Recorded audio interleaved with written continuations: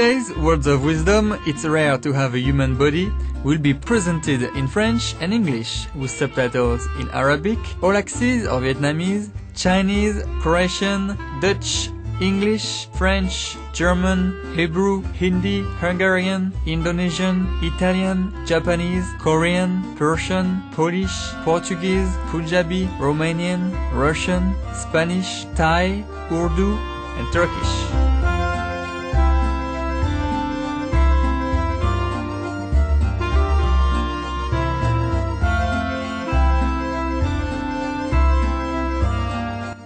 Connue pour sa déclaration des droits de l'homme et du citoyen, la France est un pays qui a mis en avant les principes de liberté, d'égalité et de fraternité.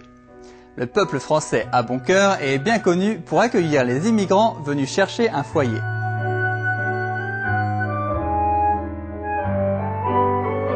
La nation française a eu une influence positive sur de nombreux pays à travers sa législation et son excellence dans de nombreux domaines.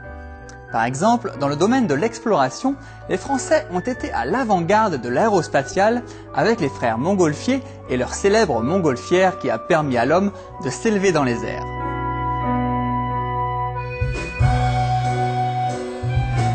Aujourd'hui, les Français sont toujours à la pointe de la technologie, en particulier dans l'aérospatiale et les transports terrestres, avec entre autres le train à grande vitesse, ou TGV, détenteur du record de vitesse. Nous devons aussi le cinéma à Léon Bouly et la photocouleur aux frères Lumière. Toutes ces innovations ont permis à beaucoup de Français de traverser les frontières et d'apporter leur esprit de solidarité dans le monde entier via des organisations célèbres comme Médecins sans frontières et Emmaüs International. La France est aussi bien connue en médecine avec les découvertes de Louis Pasteur sur les vaccins. Dans le monde des arts, c'est Claude Monet qui a révolutionné la peinture avec l'impressionnisme. On ne peut bien sûr pas parler de la France sans mentionner la haute couture, la gastronomie et le savoir-vivre qui ont fait de ce pays une destination touristique romantique. La France est aussi une terre de paysages variés s'étendant de la côte atlantique jusqu'à la Méditerranée, en passant par le Jura et les Alpes, dont le plus haut sommet, le Mont Blanc avec ses 4808 mètres, est aussi le toit de l'Europe.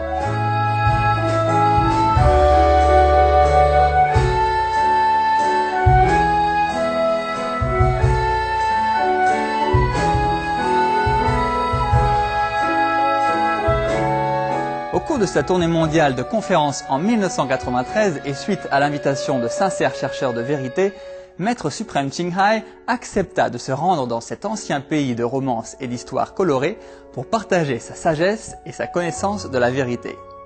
En décembre 2007, Maître suprême Ching Hai est revenu en France pour un séminaire. Nous vous invitons à présent à écouter la discussion suivante entre Maître suprême Ching Hai et les membres de notre association intitulée « Avoir un corps d'humain est rare ». C'était à Paris, en France, en décembre 2007.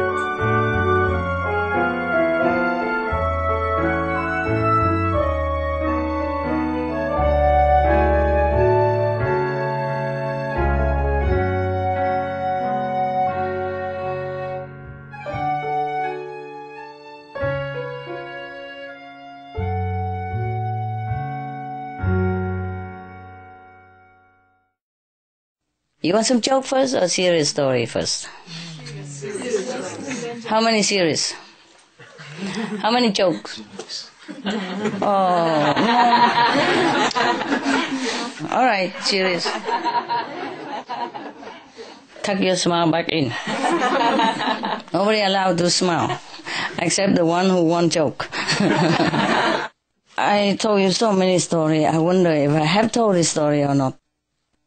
This story is about a holy man who deal with his desire, yeah, and who deal with temptation. It goes like this. A holy man, one day, walking through the shop, yeah, in a shopping center, maybe supermarket, yeah. And he saw a grocery in which they sell beautiful fresh mangoes. Wow. His mind urged him to buy some, to enjoy it. Yeah, of course, like everybody else.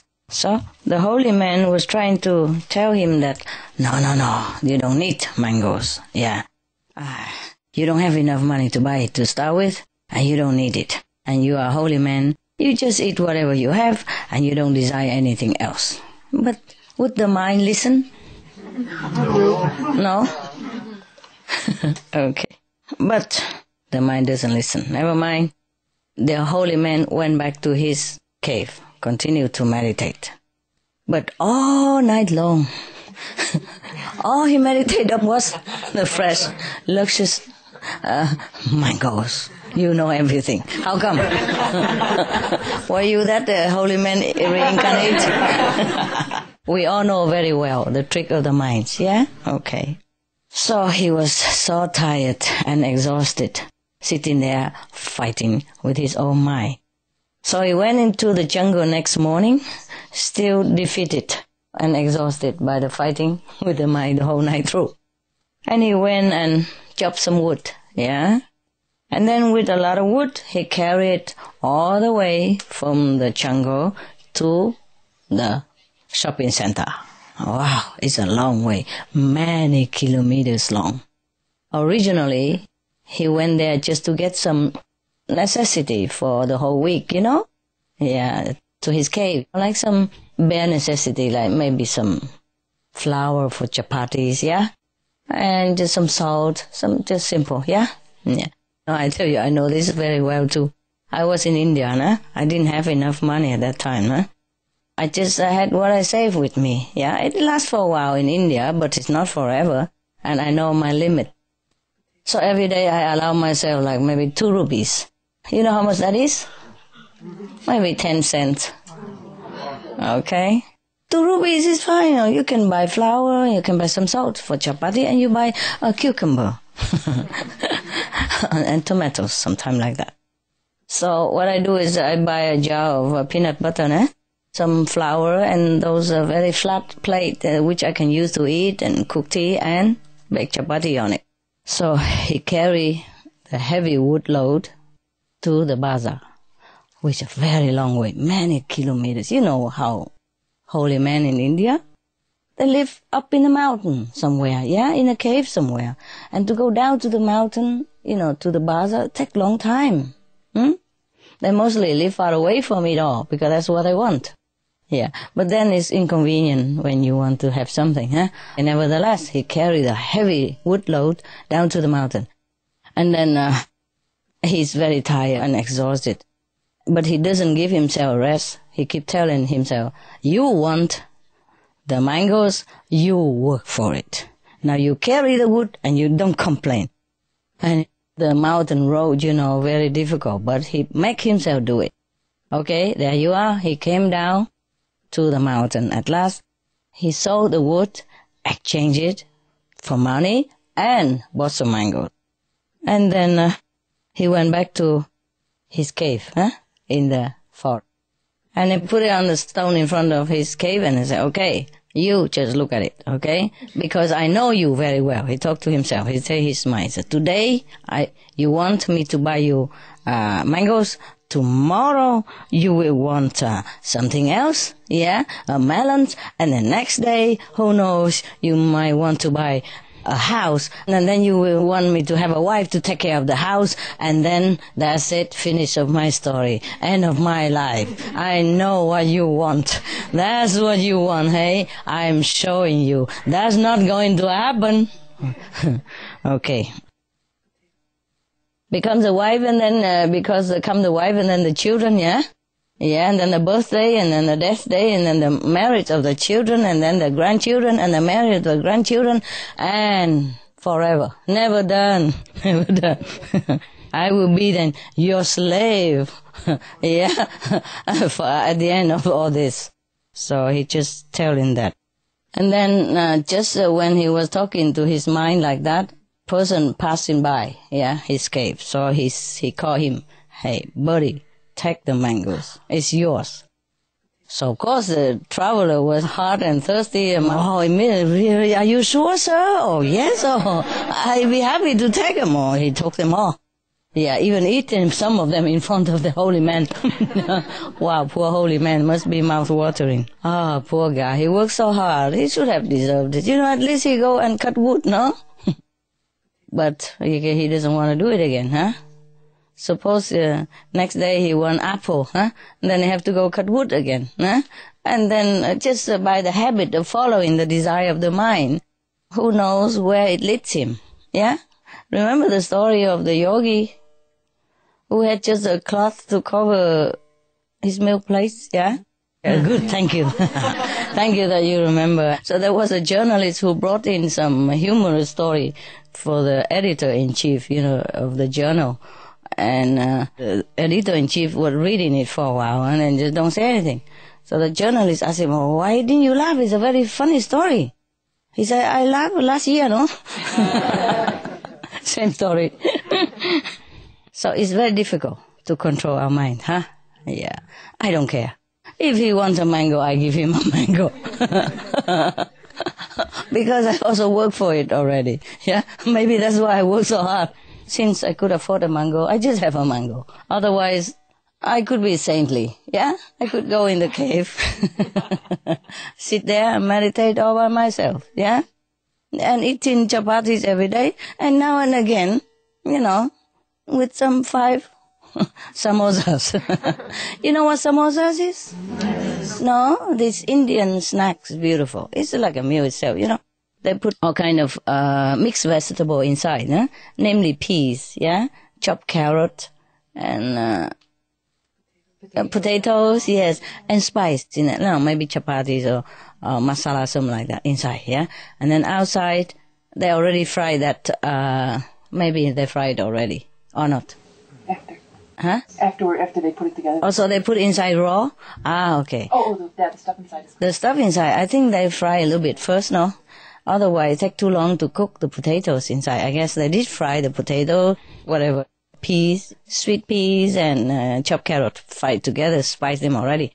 Okay, and then they put it in a butter, flat cake like chapatis, I guess, and they fold it into a triangle kind of shape. And then they fry them. Deep fry quick.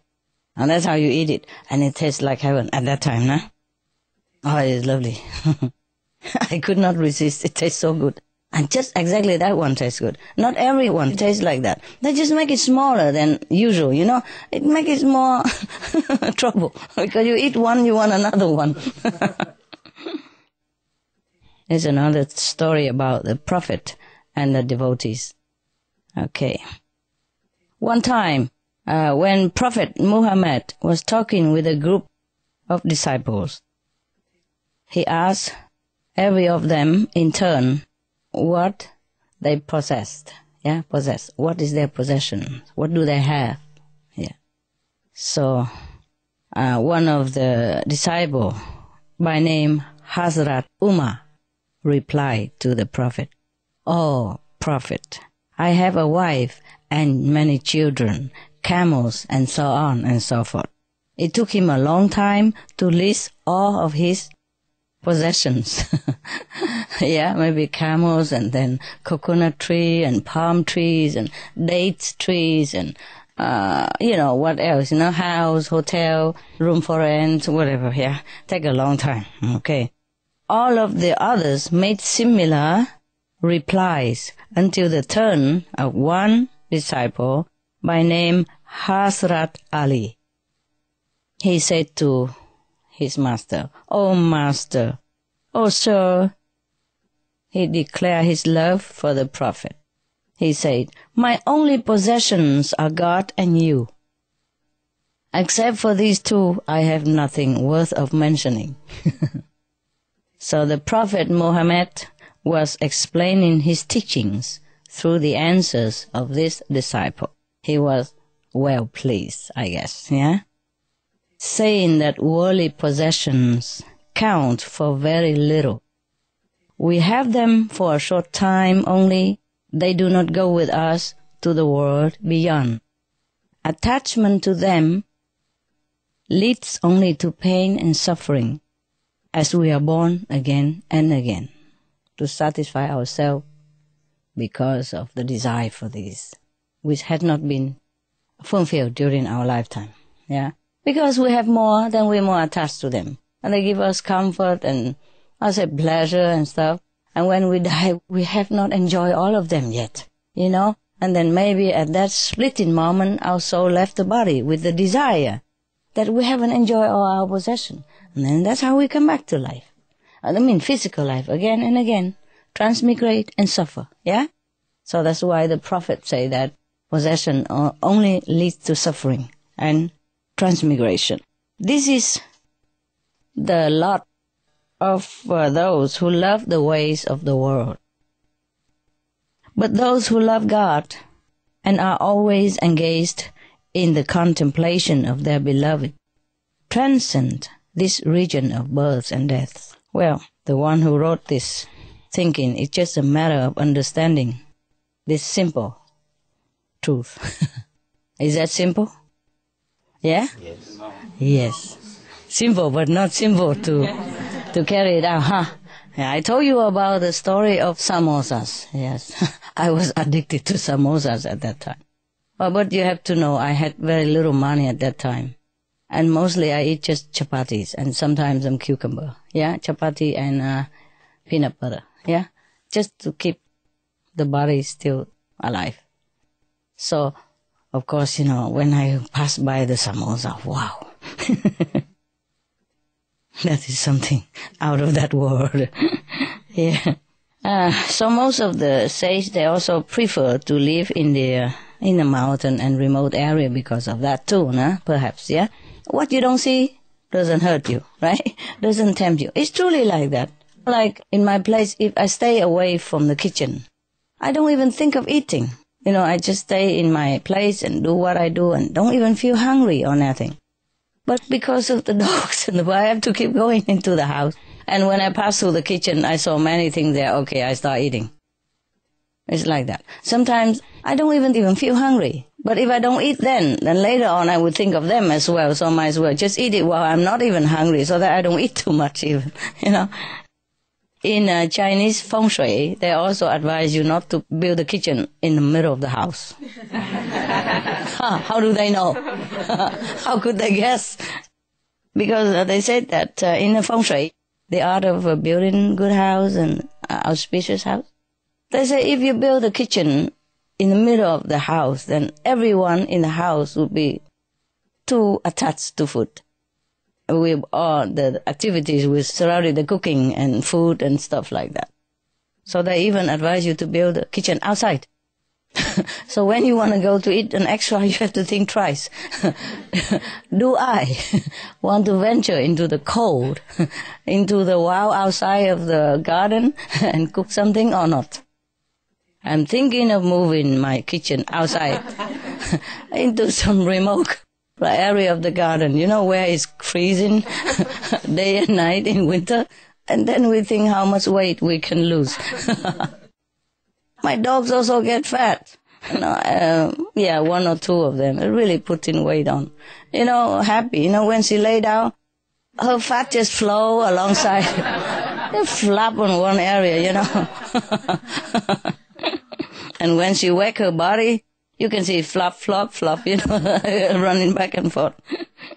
When she first comes, she doesn't have chin, and now she has 3 chins. Okay, any question? From your land or from your center? Yeah, Master, I have a question about animals. You've been teaching us some things about animals that are just amazing, but the question is that some of the animals are more noble than we are. Some of them have higher consciousness. Yes. And yet you also say that being human is the peak of creation as well. Yes. So how is it that will they become human, or can the animals attain enlightenment and go beyond the physical? It depends on animals, yeah. I wouldn't say like the tiger will go straight to heaven. Yeah, but most of the animals, actually some tigers and lions are very noble as well. You'll be surprised. It depends, you know. Any race of animals, even in the ferocious animal, there are some saintly being born into it, yeah. Many times, like sometimes you see on television, there was a girl in Africa, they were molested by 7 men even. And then the lion came and shoo them all away and guard the girl until her family came. And then left, yeah? And some lion even rescued some other babies and all that stuff, yeah? And many stories about that, yes. Okay, some animals that came straight from heaven to come down to help human, yeah? In that case, they will go back straight to where they came from, only elevated one step higher than when they were before. Higher heaven or higher level of consciousness as a reward from heaven. Human is higher in the way that we have many choices. See, we can choose to be noble, yeah? We can rescue any other human when we want to. We can help our neighbors. We can share our possession and our labors, our love, anything we want. We can be heroes, yeah? We can choose to be vegetarian or non-vegetarian. We can choose to be a saint. We can choose to meditate on God and elevate ourselves anytime. We have that privilege, yeah? Animals, they have very few choice because of the nature of their species. For example, the dog, sometimes they come here, they could rescue other people or do something else, but they're with you and they're limited to what you want them to do. They don't have much choice. To be reincarnated into animal kingdom is easier. To be reincarnated in the human world is hard. Okay? You need, I told you before, human quality, yeah? You have to have enough human quality. You have to have affinity with the parents, yeah? And with the society, with the people around which you were born. And very difficult. So the Buddha say that there's a blind turtle, you know. Only once every 100,000 years he came up to the surface of the sea. And at that time there flow a piece of wood, you know, toward that place, and there's a hole in it. And the blind turtle happened to just put his head through that hole. And that's how rare it is to have a human body. And humans have lot and lot of choices. And it's a pity if we don't choose well. Animals, they are limited. For example, if a bird want to come down and help human, it's difficult for them. As soon as they come down to the human world, they get eaten. Or they've been captured and then put in cage or sold or die meanwhile, something like that during the process. So humans are very privileged, yes. Because of what you have done in the past, perhaps you've done something good, that you can choose a human body, okay? To be a human, you need some merit. You have done something good in the past in order to be able, yeah, to be able to pick a human birth. Yeah. Some human, although maybe they're saintly, nobly, but maybe they haven't done those human merit, so they don't have enough choice. They have to be born as animals. Whatever they want to do, they have to do it with that body, which is more difficult. Human, we have brain, we have hand, we can do all kind of tools, we can invent a lot of things and make our life comfortable and help everybody else or animals, but most of the time we don't choose it. Yes. The human, before they came down to this world, they all promise that, okay, I will walk the way of God. I will walk the way of love. I will correct my mistake in the past life. I won't do it again. I definitely will not. I will do the opposite. I will do good. I will be generous. I will be kind. I will be compassionate. I will do this. I will be a hero of humans and animals. I will lay down my life for the needy, for the weak and the small, yeah, for the animals even. But when they come down here, forgot.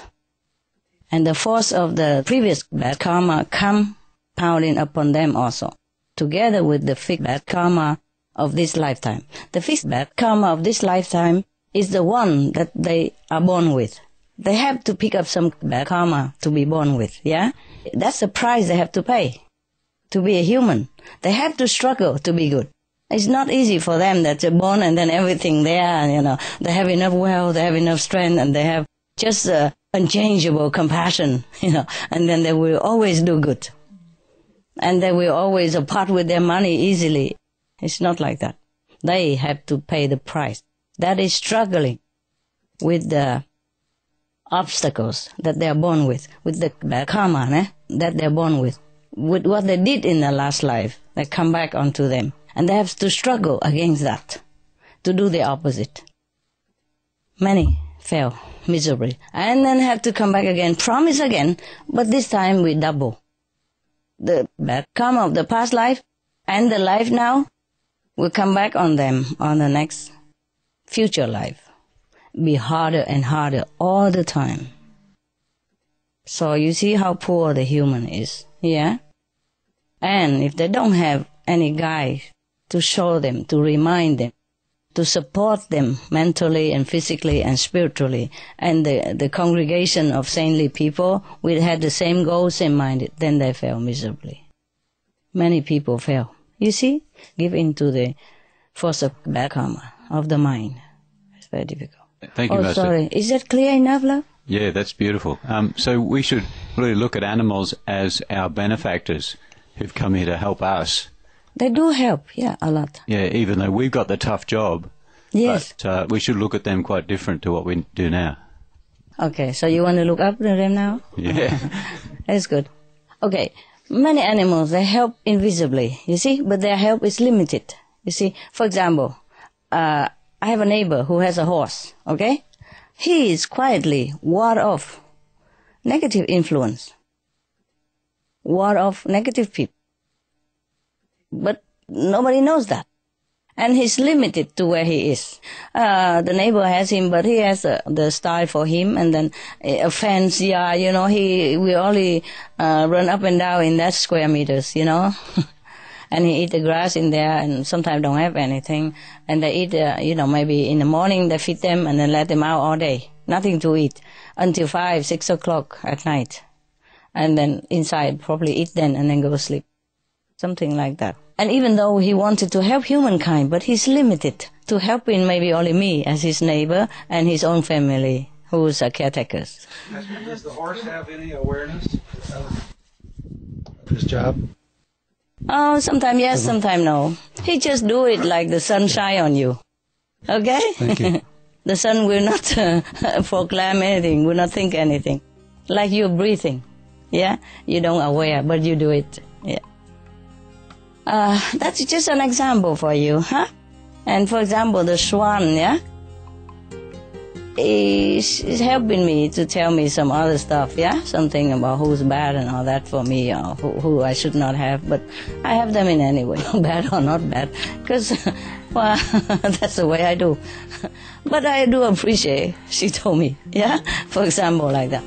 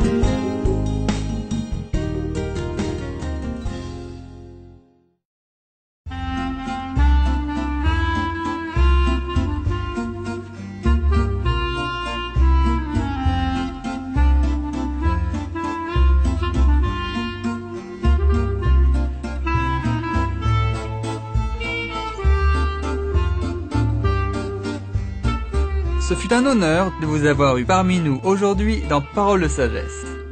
À suivre, c'est musique et poésie sur Supreme Master Television, tout de suite après les nouvelles exceptions. Alors restez avec nous. À bientôt et que Dieu vous bénisse.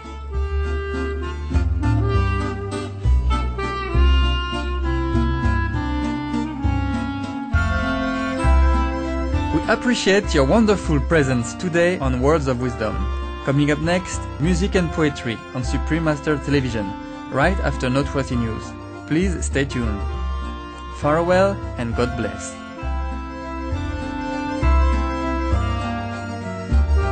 For more details, please visit www.suprememastertv.com/WOW.